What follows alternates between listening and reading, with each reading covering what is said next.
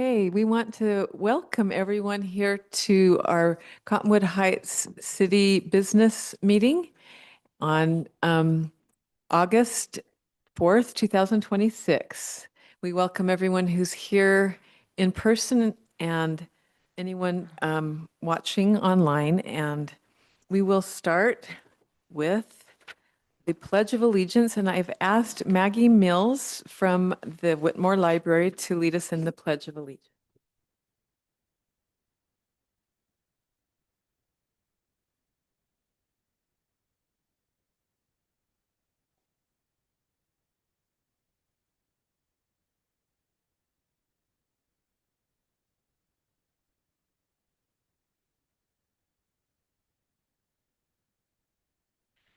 Hey, now we have time for our citizen comments.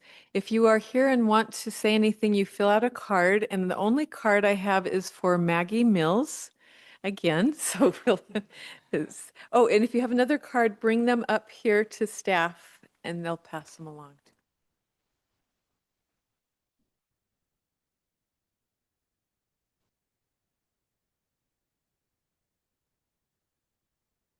Good evening. Hi, everybody. Just a few things. Summer reading is over, but it's not too late to pick up your book prize as long as they last. And if you got a fine waiver, it's good through the end of August. So just for participating in summer reading program. We have Lego Club is starting up again. We have one tomorrow at 11. And we have Read to a Dog this Friday at 11 and on Saturday the 22nd at 11. The Nonfiction Book Club for adults this month is on Wednesday the 19th at 7. And the book is The Ride by Kostya Kennedy. So we'd like to have you all join us. And then there's Yoga Story Time on Tuesday the 18th at 10:15. Just something new and different. And just a couple numbers to share. In July, we circulated almost 60,000 items from just the Whitmore branch. The system was almost 1.2 million.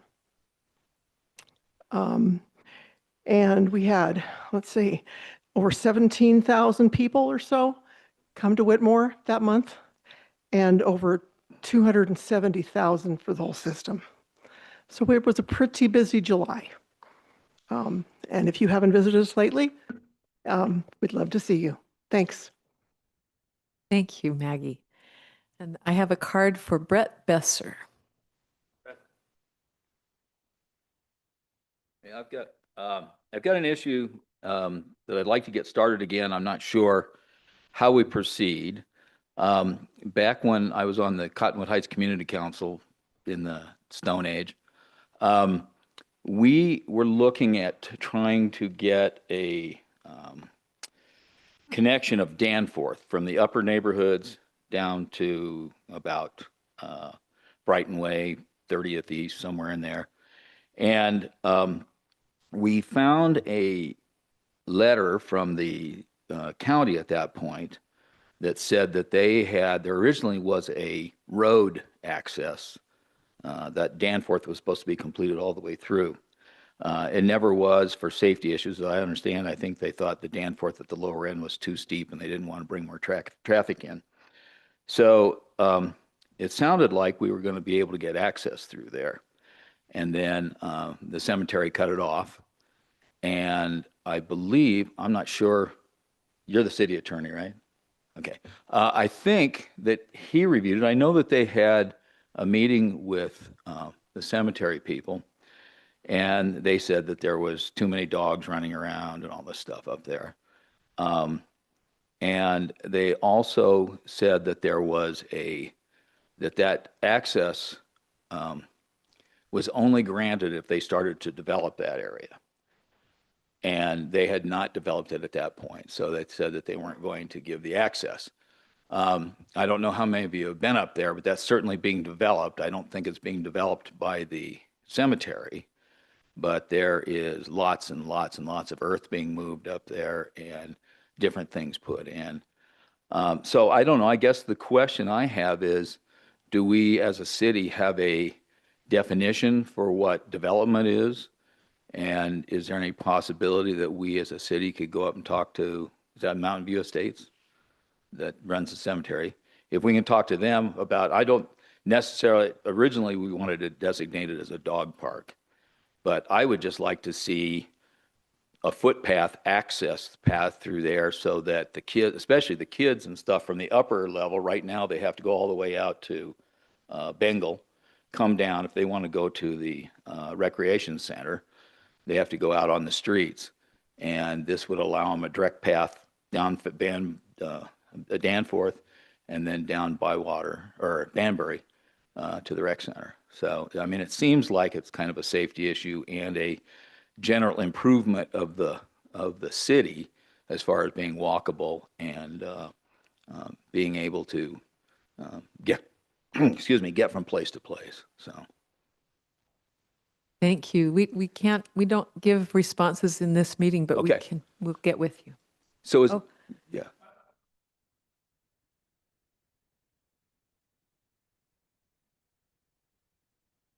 Yeah, it was with Kelvin Cullimore that I was discussing it earlier.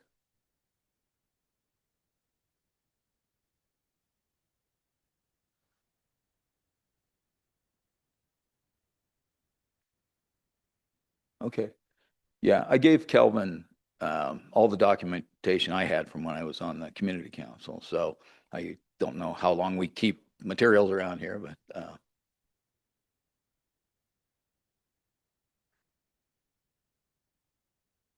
okay.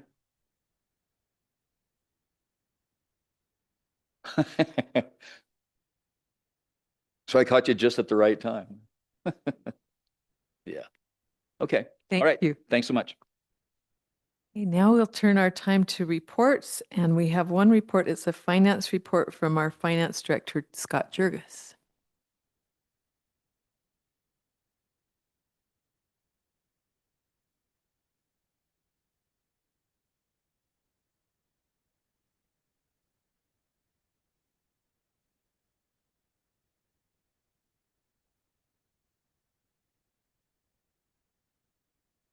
Okay. I think Jared passed along a copy of this report to each of you, and we'll get it emailed out to you as well. I just finished it today. So hopefully we can get that taken care of soon. So at the end of this, my last slide is kind of a summary of the fund, and I'll kind of go over that at the end of it, that will project through.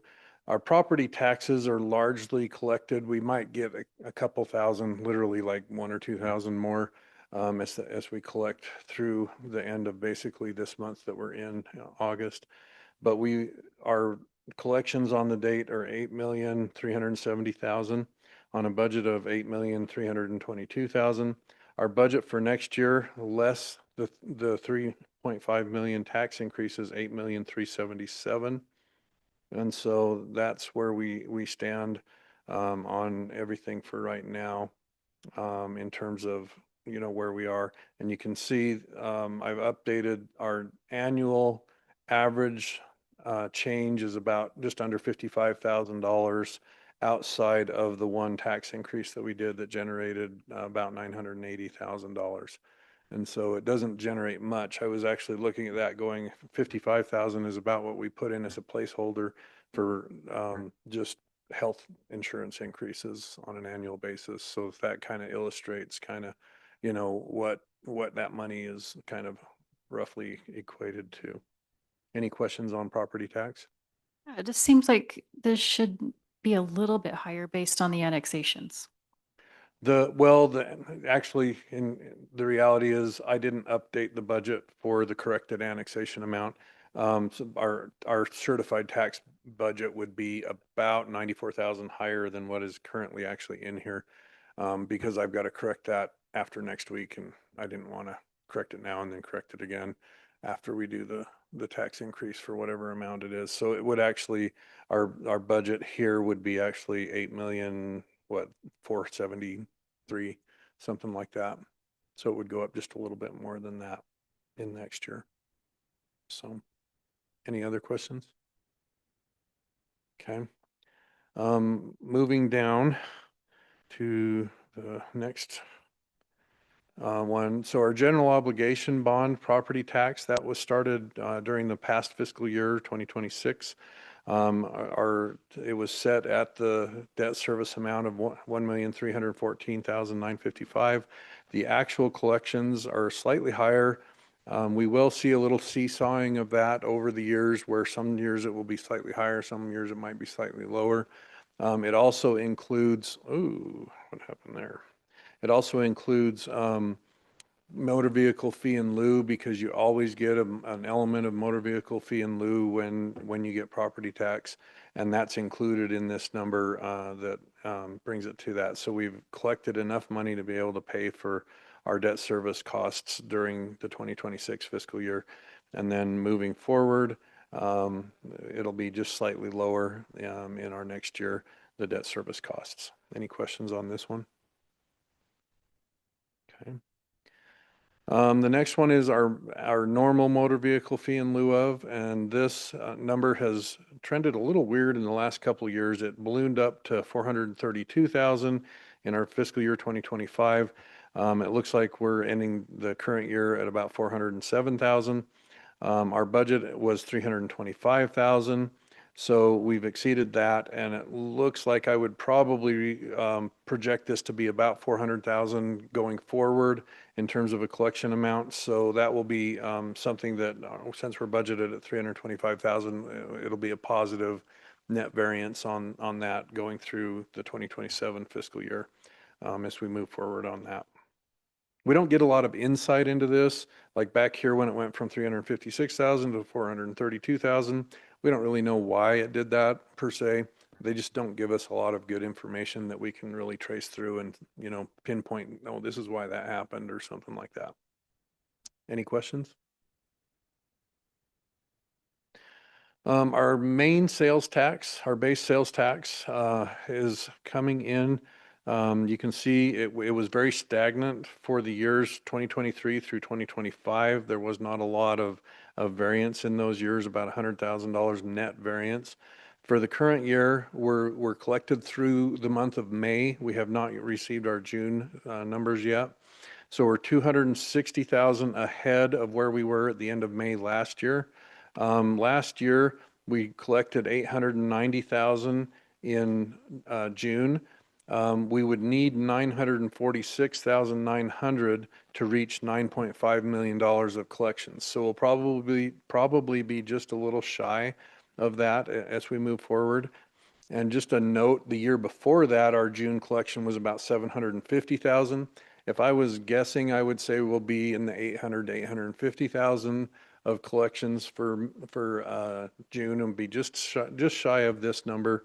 But you'll see some other numbers coming up that will be a little bit ahead, and you saw a couple of numbers, but previous that were a little bit ahead. So I think there's nothing to be overly concerned about as far as right now goes on that. Our budget number for next year is $9.7 million. So that would be about a $200,000 increase on there. So we did not put a big increase in there on that. And so I think it's still attainable, and we'll keep an eye on that as we go through. Any questions on sales taxes? Okay. Well, just to point out, you could see my body language stress, that this is supposed to keep up with inflation, and it's not. Yeah. I mean, Sales that's what taxes have sales not tax- kept up with inflation since 2023. Before that, we had averaged about, I haven't looked at it lately, so I'm guessing a little, but 4 to 4.5% was our average, except we had 2 years in there. One was like 17 and one was like 11%. That was in the middle of COVID, which really surprised us. But outside of that, the average has been about 4 to 4.5% in terms of the growth on this, and we're not meeting 4 to 4.5% growth. And this is what we really rely on, this particular number, to try and float our inflationary increases. And when we don't get an approximate inflationary increase in sales taxes, it puts stress and strain on other revenues, which is why we're, looking at a sales tax increase right now, or Property sorry, a tax property increase. tax increase. Yeah. And are we fairly confident that we're getting what we should be getting from the state? I know there's there's a percentage we get just based on our population. Mm-hmm. I think it's pretty good. I think the state has a pretty good handle on how they distribute the funds right now. They're using the ZIP +4, and as well as they're requiring better information from the retailers and others who do it. So I believe it's pretty good right now.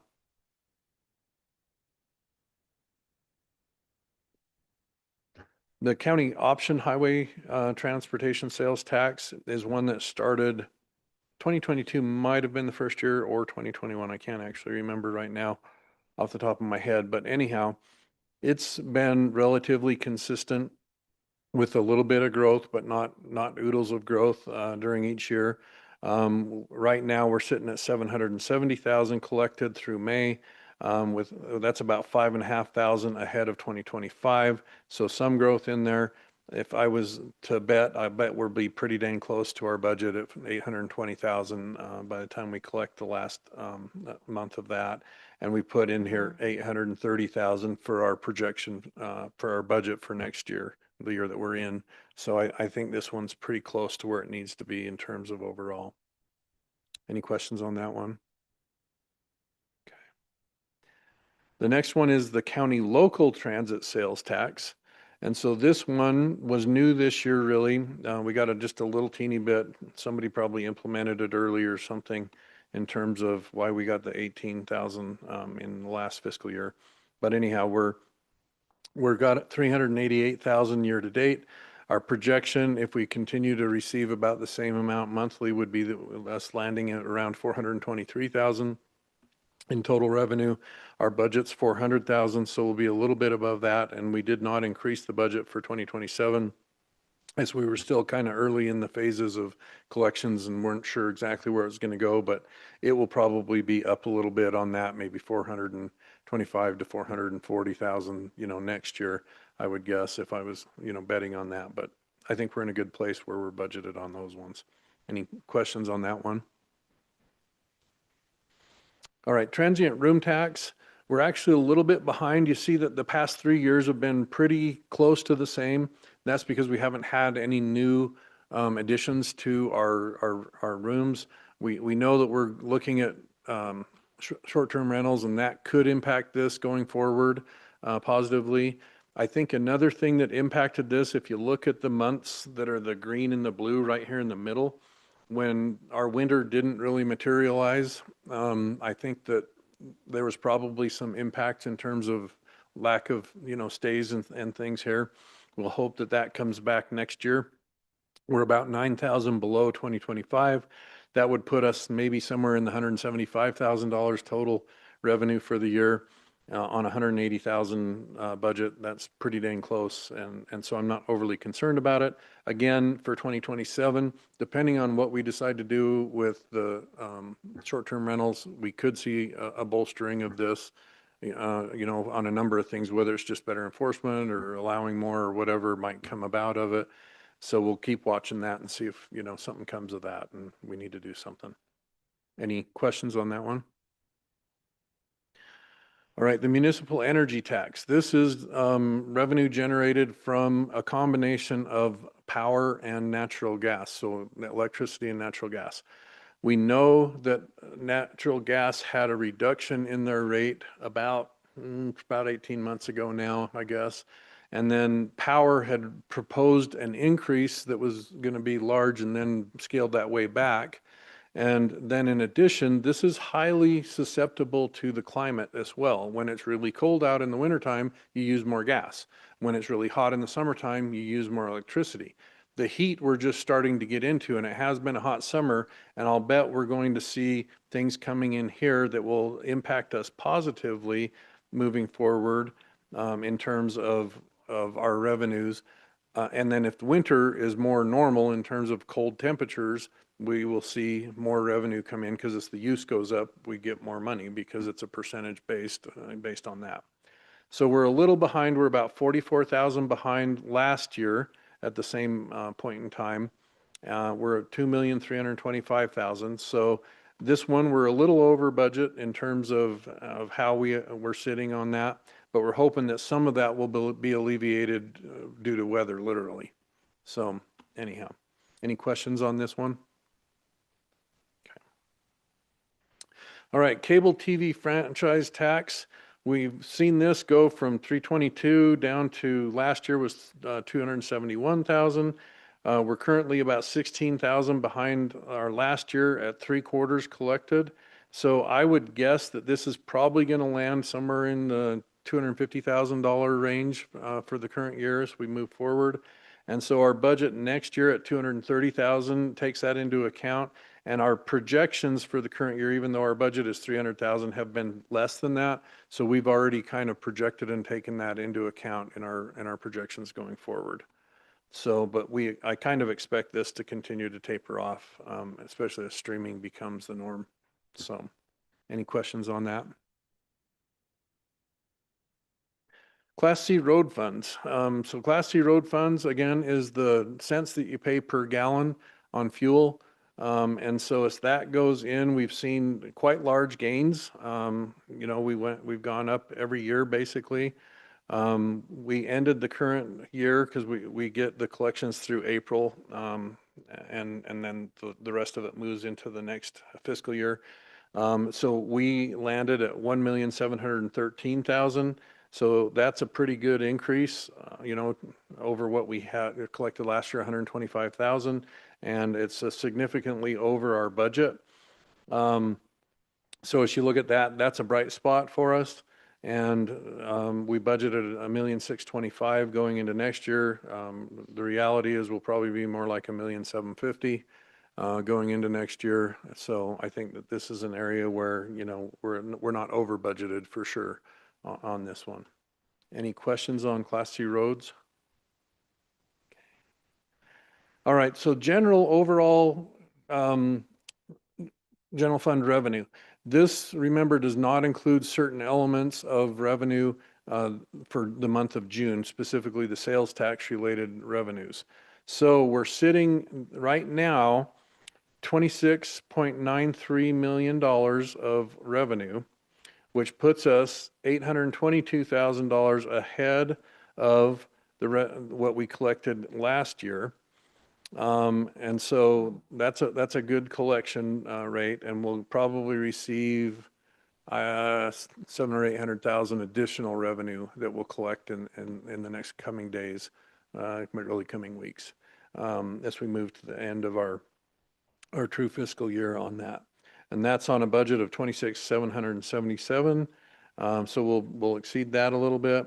And then next year, our budget is set at 27,138 plus the 3.5 million that's the proposed property tax increase. And that we'll get that all, you know, settled out in the next week. So anyhow, so that's on the general fund revenue. You can see the months where we gain huge amounts of revenue is this blue one and the green one, which is November and December, and a little bit into January, and that's driven by the property taxes, because that's when that all comes into us, and the rest of it comes in, you know, relatively evenly throughout the year. Any questions on overall revenue trends? Oh, one note, in 2023 and 2022, the reason why these ones were high, each of those years had about $2 million of state and local fiscal recovery funds that were in there that were one-time money from the feds. So if you knock these down 200,000 or $2 million in each of those years, the trend is pretty consistent. Okay. And then the general fund expense trend, again through June, this one, we're closer to having everything spent out, but there still is a handful of things that we haven't finished in here. There's a $141,000 fire hydrant bill that we still have to process through. There's about $80,000 of some personnel related costs that we have to get in the right period, and that will come into here. And then there's 35,000 for building inspectors that needs to come in. And then I've just reserved about 200,000 for additional costs for things that we're not specifically aware of, but still in process. But where we sit right now, we're at 22,851,000 of expenses. That's about 30,000 less than last year. Now, one of the big reasons why we're a little bit less than last year is we've had, especially in public works and police, we've had open positions for a number of months for various reasons. Some of that was on purpose as we tried to underexpend, and some of it has been a challenge to hire.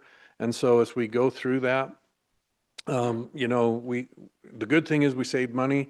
The bad thing is we had to suffer through, you know, some reduced staffing, you know, moments as we went through that. And so as you look at that, you know that, you know, whether it was on purpose or whether it was accidental, there has been some one-time savings that has gone in here as a result of that. Mm-hmm. So in 2026, it looks like we're going to be at bringing in 26.93 million. Mm-hmm. And then the other slide, Mm-hmm. go to the next one. So we're Oh, underspending about right 2 one. million. Is that right? hold on. The revenue is, sorry, 26,930 and then 26,930. So the other thing that you got to remember is we have transfers out going to the debt service fund and to the capital projects fund of about $6 million.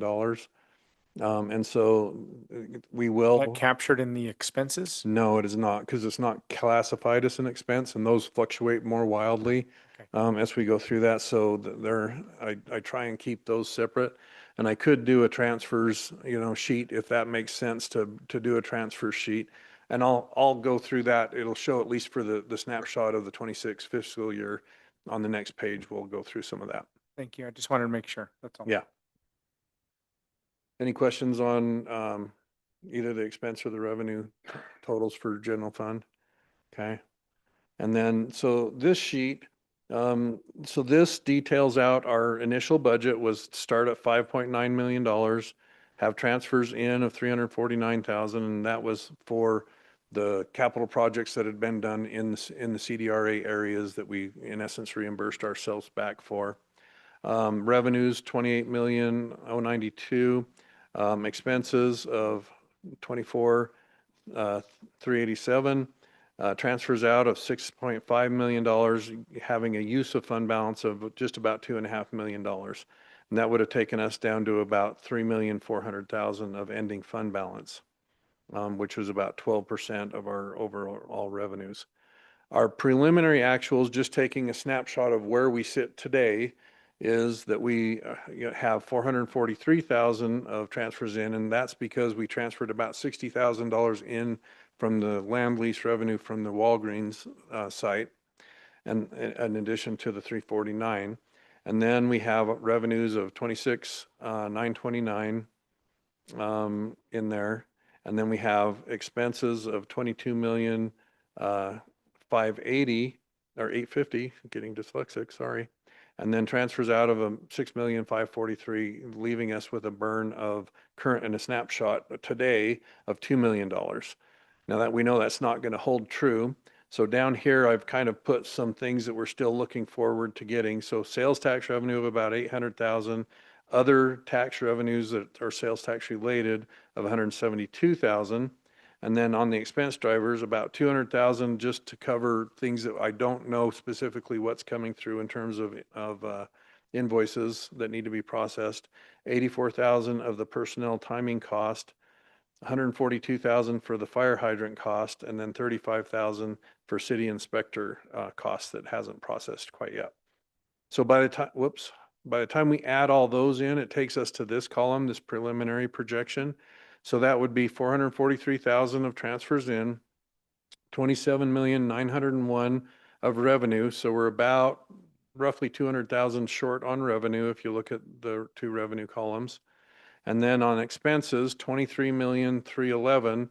So we're about 170 or 1,075,000 less. And some of that is a little exaggerated, like I was saying, because of the open positions that we had for a number of months in police and public works mainly.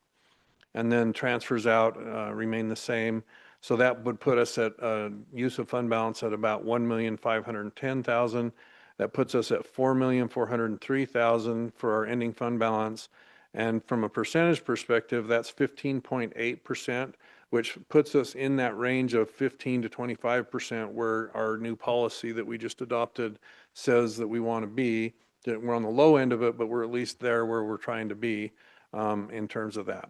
We're still utilizing $1,510,000. So that's one, two, I think it's the fourth year in a row where we're utilizing fund balance somewhere between $1.5 million and $2 million in that range during each of those years.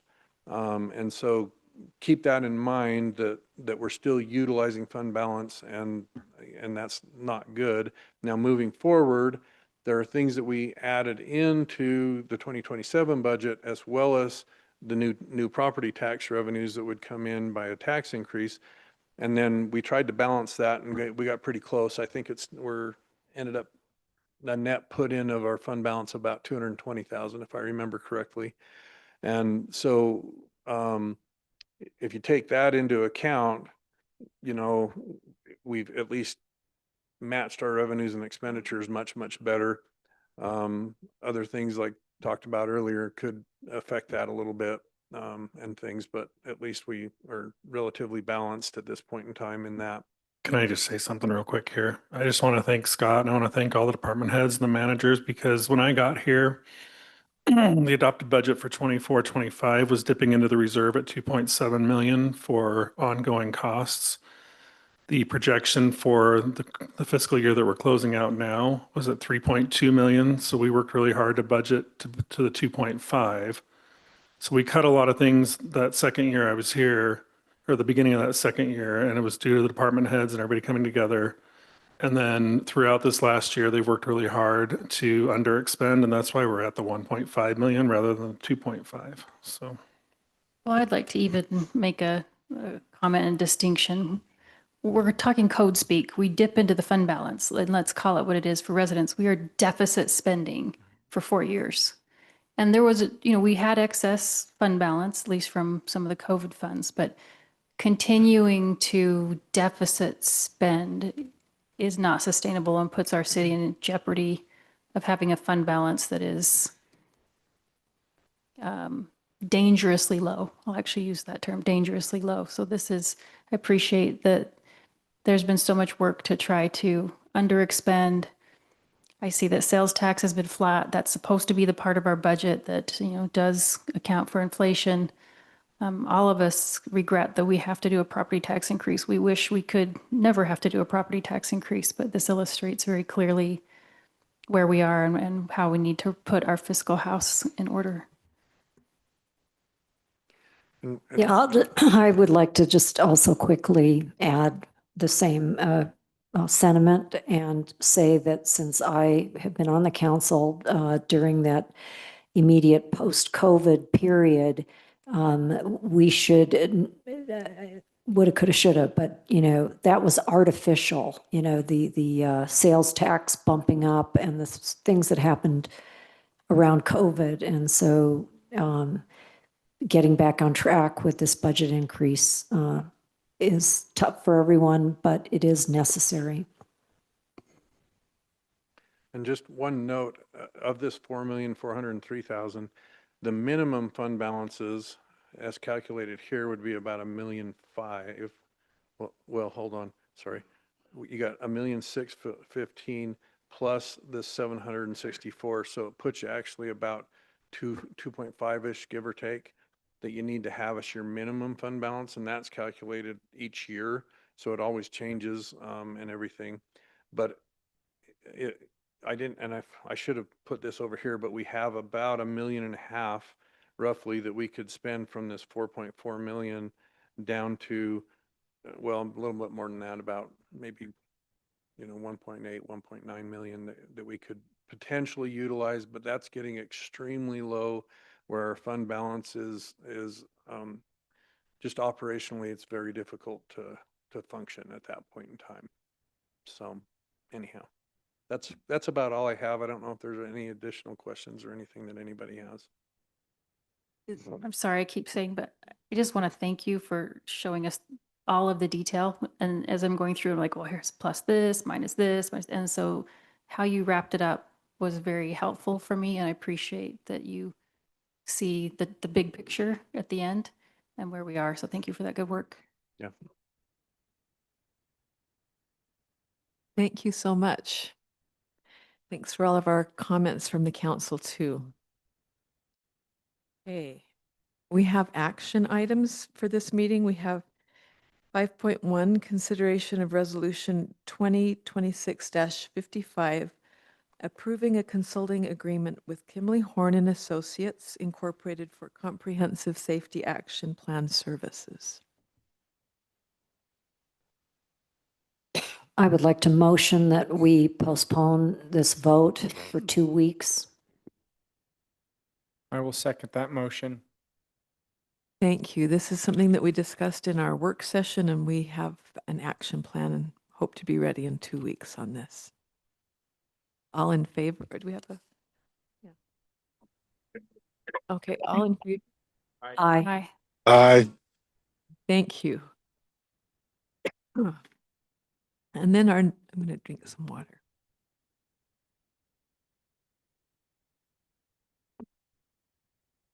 Now we have a consideration of resolution 2026-59, approving an amended and restated charter for the Youth City Council.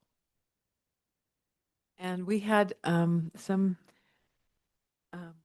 any comments on this, which we discussed a little briefly in our work session?